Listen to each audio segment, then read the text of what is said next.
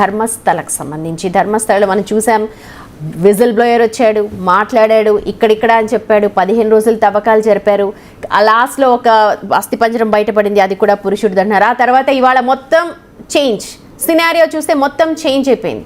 ఎవరైతే భట్, ఆ సుజాత భట్ వచ్చింది, ఆవిడ కూడా లేదు వేరే వాళ్ళు చెప్తే నేను వచ్చానని చెప్పి ఆవిడ అంటోంది. ఈయన వేరే వాళ్ళు చెప్తే నేను ప్రెషరైజ్ అయ్యి మాట్లాడాను. దీన్ని ఎలా చూడాలి? ఇన్ని రోజులు అందరిని పిచ్చివాళ్ళని చేశాడా, లేకపోతే నిజంగానే అసలు ఏదన్నా ఉందంటారు అక్కడ? Nobody nose. నిజంగా చెప్పాలంటే మనం ఇక్కడ కూర్చొని ఏ కంక్లూజన్కు రాలేము. ఒకటి, ఇప్పుడు అఫీషియల్ వర్షన్ ఏంటి అంటే అతను మీరు అన్నట్లు బిగ్ ట్విస్ట్, సో అతను మాట మార్చాడు, అతన్ని అరెస్ట్ కూడా చేశారు. సో అదొక పాసిబిలిటీ.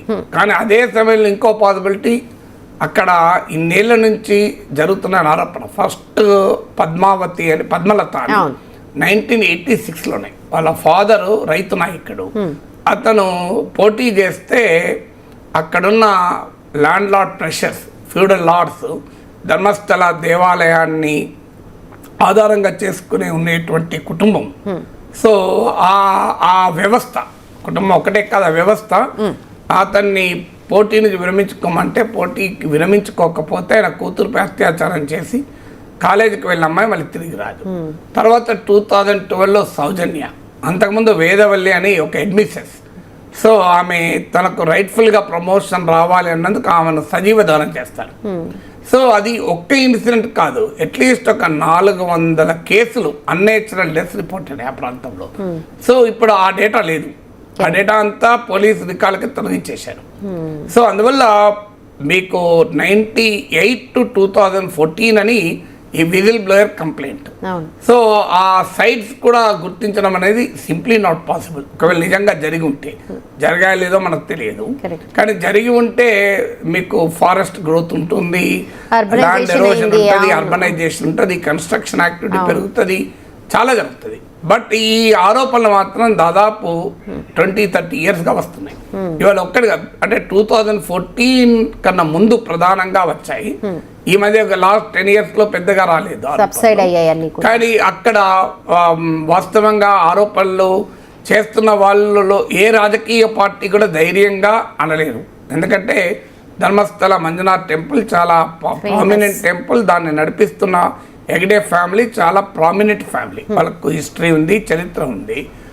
ఆయన మీద, హెగ్డే మీద, వీరేంద్ర హెగ్డే పార్లమెంట్ సభ్యుడికి కూడా, ఆయన మీద కన్నా కూడా ఆయన కుటుంబ సభ్యులపైన ఆరోపణలు ఉన్నాయి. ఆయన మీద ఆరోపణలు లేవు, ఆయన కుటుంబ సభ్యులపైన ఆరోపణలు ఉన్నాయి. కానీ ఆరోపణలు నిజమాబద్ధం మనకు తెలియదు. కానీ ఆరోపణలు నిజమైనా దాన్ని ఎదుర్కోగలిగే శక్తి ఎవరికి లేదు. ఎందుకంటే అతను కాంగ్రెస్ పార్టీ గౌరవించింది, అవార్డులు ఇచ్చి, భారతీయ జనతా పార్టీ పద్మభూషణ్ ఇచ్చింది, రాజ్యసభ పంపించింది. అందువల్ల రాజకీయ పార్టీలు, ఎందుకంటే వాళ్ళకున్న ఫాలోయింగ్ మామూలు ఫాలోయింగ్ కాదు. సో కానీ ఇక్కడ అన్ఫార్చునేట్ ఏమవుతుందంటే టెంపుల్ లింక్ చేస్తారు. ఎప్పుడు కూడా టెంపుల్ రాజకీయాల్లోకి రాకూడదు. టెంపుల్ యొక్క అడ్మినిస్ట్రేషన్ లేదా పొరపాటు జరిగినా టెంపుల్ను డీలింగ్ చేయాలి. వ్యక్తులుగా పొరపాటు చేస్తారు, వ్యవస్థ కాదు కదా. ఇప్పుడు ధర్మస్థల మంజునాథ్ దేవాలయం ఏం తప్పు చేసింది? దేవాలయ పవిత్రతను అటాక్ చేయకూడదు ఎప్పుడు కూడా. సో అన్ఫార్చునేట్లీ ఏమవుతుందంటే దేవాలయ పవిత్రత అటాక్ అయిన భావన వచ్చేవరకు ఏమవుతుందంటే సమాజము, రాజకీయ పార్టీలు, పౌర సమాజం కూడా సత్యాన్వేషణ కన్నా కూడా ఆ దేవాలయ వ్యవస్థ గౌరవాన్ని కాపాడడం అనేది ప్రధానమైంది. సో అందువల్ల ఎప్పుడు కూడా మనం ఒక తప్పును తప్పుగానే చూడాలి తప్ప దేవాలయ వ్యవస్థను రాజకీయాలకు వాడుకోకూడదు. అందువల్ల ఇవాళ ఒకవేళ తప్పు జరిగినా అది ఎవరు తప్పు చేస్తారో మనకు తెలియదు. ఆరోపణలు ఇప్పటికైతే అది అయినా వ్యక్తిపైనే ఉంటుంది తప్ప ధర్మస్థల దేవాలయ ప్రతిష్ట, దాని ప్రాధాన్యత, పవిత్రత ఏ రకంగా కూడా దెబ్బతినదు, దెబ్బతినకూడదు కూడా. కానీ ఎప్పుడైతే ఆడ ల్యాండ్, వెల్త్, ఇప్పుడు ఆ టెంపుల్ పైన ఇంకో వివాదం కూడా ఉంది. అది హిందూ టెంపుల్, జైన్ ఫ్యామిలీ దానికి నాయకత్వం వహిస్తుంది. ఈవెన్ దక్షిణ కన్నడ ప్రాంతంలో ఆర్ఎస్ఎస్లోని కొన్ని వర్గాలు, కొంతమంది కూడా ఇది జైన్ టెంపుల్, జైన్ల ఆధిపత్యం ఎందుకు ఉండాలని కూడా ఈ టెంపుల్ యాజమాన్యం పైన వారు కూడా అభ్యంతరాలు చెప్తున్నారు. ఈ కేసుల పైన వాళ్ళు కూడా యాక్టివ్గా ఉన్నారు. సో అందువల్ల ఇది ఒక పార్టీ అని కాదు, రాజకీయ పార్టీలు, ప్రధానంగా రాజకీయ పార్టీలు ముందుకు రావు.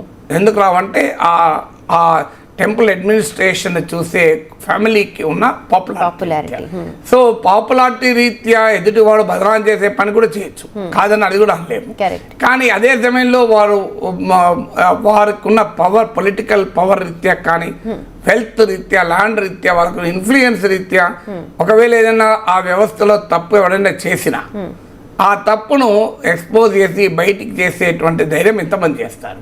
అందుకే ఇప్పుడు మీకు పోలీస్ వ్యవస్థ రికార్డులనే లేకుండా చేశారు కదా. మీకు అసలు పోలీస్ మిస్సింగ్ కేసులు, అన్నేచురల్ డెత్ కేసుల డేటా లేకుండా మొత్తానికి. అయితే నాగేశ్వర్ గారు, ఇప్పుడు ఇన్నేళ్లుగా మీరు అన్నట్టుగా ఇప్పటిది కాదు ఈ సమస్య, ఎప్పటి నుంచో ఉంది. అప్పటి నుంచి కూడా తొక్కిపెట్టారు, లేకపోతే రానివ్వలేదు బయటికి వాటర్. ఈ సమయంలోనే విజిల్ బ్లోయర్ ఇలా రావడం ఏంటి, తర్వాత నేను వీళ్ళు చెప్పానని చెప్పడం ఏంటి, అలాగే సుజాత భట్ లాంటి వ్యక్తి ఎవరైతే పోరాడుతుందో ఆవిడ కూడా మాట మార్చడం, ఇవన్నీ బోత్ ఆర్ పాసిబుల్. ఇప్పుడు ఆ వ్యక్తి వెనకాల ఏదైనా ప్రెషర్స్ ఉండి చేయడం పాసిబిలిటీ ఒకటి. రెండో పాసిబిలిటీ ఆయన బెదిరించి కూడా ఆయన వర్షన్ ఆయన వెనక్కి తిప్పుకోవచ్చు. ఎందుకంటే మనం చాలా సందర్భాల్లో క్రైమ్ కేసుల్లో చూస్తుంటాం. సో మీకు కంప్లైంట్ ఇచ్చిన వ్యక్తి ఆ తర్వాత వెనక్కి కాదు అంటాడు. సో ఎందుకంటే ఇట్స్ ఎ పవర్, మీకు political power, economic power, social power, ఒక బలమైన వ్యవస్థలతో ఎదుర్కోవడం మామూలు విషయం కాదు.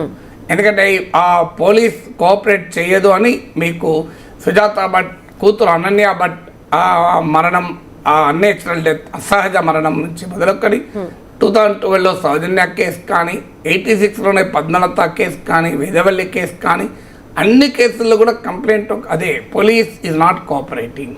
కంప్లైంట్ ఇచ్చినా ఎవడు పట్టించుకో. ఇంకొకటి, ఇప్పుడు అంత పెద్ద వ్యవస్థ అని యువతల వాళ్ళకి తెలుసు, విజిల్ బ్లోయర్కి తెలుసు, అలాగే సుజాత భట్ వీళ్ళందరికీ తెలుసు పెద్ద వ్యవస్థ. అయినా పోరాడారు, అలాగే చెప్పారు కూడా బయట వచ్చి. కానీ మళ్ళీ తర్వాత చూస్తే ద ఫస్ట్ డే ఏమన్నారు, ఇది మొత్తం సబ్సైడ్ అయిపోద్ది, కాదు ఇదంతా హంబక్, లాస్ట్లో ఏమీ తేల చూడండి అన్నారు. అదే జరిగింది. అంటే ఇది కొత్త కాదు కదా. మీకు 86లో పద్మలత రేప్ అండ్ మర్డర్ అయ్యాక కూడా పెద్ద ఎత్తున మీకు కర్ణాటక అసెంబ్లీని కుదిపేసింది. పెద్ద ఎత్తున ఆ దేవాలయ వ్యవస్థ నడిపే కుటుంబం పైన ఆరోపణలు వచ్చాయి. హోమ్ మినిస్టర్ పద్మలత ఇంటికి వెళ్ళారు. ఆ తర్వాత మీకు సౌజన్య భట్ కేసు 2012 వచ్చినప్పుడు కర్ణాటక రాష్ట్ర వ్యాపితంగా భారీ ప్రదర్శనలు జరిగాయి. అసలు రాష్ట్రం ఒక కుదిపింది 2012 సౌజన్య కేసు. సో మళ్ళీ ఇప్పుడు స్పెషల్ ఇన్వెస్టిగేషన్ టీం వేయడం, అసలు సిద్ధరామయ్య ఫస్ట్ టర్మ్లో సిబిఐ ఎంక్వైరీ కూడా చేశారు దీనిపైన. సిబిఐ ఎంక్వైరీ చేసి సంతోష్ రావు అనే ఒక అతన్ని అరెస్ట్ కూడా చేశారు. తర్వాత కోర్టు అతన్ని నిర్దోషిగా ప్రకటించి అన్యాయంగా అతన్ని బుక్ చేశారు, వేరే వాళ్ళు ఉంటే దోషులు అని. సో ఇది still A mystery, nobody knows what is truth. ఇప్పుడు మనకు కనబడుతున్న ట్రూత్ అయితే ఆ తవ్వకాల్లో ఏది బయటపడలే. 15 సైట్స్ను ఎక్స్కవేట్ చేస్తే ఒక్క దగ్గర ఒక వ్యక్తి మృత అవశేషాలు మాత్రమే దొరికాయి. సో అంత ఎవరు కూడా ముందుకు రాలే. ఈవెన్ విక్టిమ్ ఫ్యామిలీస్ ఒక్క సుజాత భట్ మినహా ఎవరు కూడా ముందుకు వచ్చి మాకు న్యాయం జరగాలి అని ఎవరు ముందుకు రాలే.